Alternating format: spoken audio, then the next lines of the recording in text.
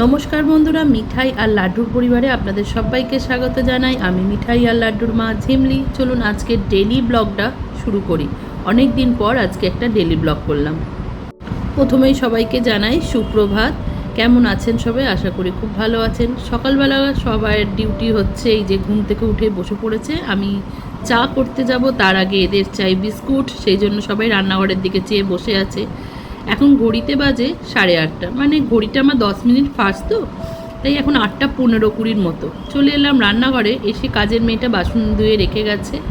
আর এই যে চাটা প্রথমেই আগে বসাবো, রেডি করে নিয়েছি। আর কালকে সন্ধেবেলা চা খেয়েছি বলে চায়ের বাটিটা আর ধুতে দিইনি, চা পাতাটা ছিল ওইটার ওপরেই চা বসিয়ে দিলাম।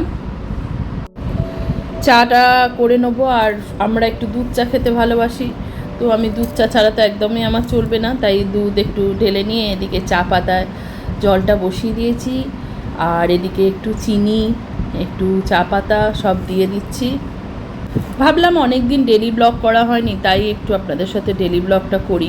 আগে প্রায় প্রথম দিকে যখন লাইভ শুরু করেছিলাম, ইউটিউব শুরু করেছিলাম, তখন ডেলি ব্লগ প্রতিদিনই করতাম। কিছু না কিছু থাকতো, রান্না থাকতো, সংসারের কাজ থাকতো, তাই আজকে ভাবলাম যখন আমি লাইভ করিনি সকালবেলা, তাই ডেলি ব্লগটাই করি। এরকম করে তো নালে আমার সংসারের খুঁটিনাটির কোনো কাজই আপনাদের সামনে তুলে ধরা হচ্ছে না, কি কাজ করি না করি। তো আজকে ওই জন্য কিছুটা পার্ট দিলাম, আবার কিছু পার্ট কিছুক্ষণ পর দেবো। এই বলতে বলতেই আমার চাটাও হয়ে গেল, চাটা ঢেলেও নিলাম। এবার চাটা খাবো। চলুন ঘরে যাই।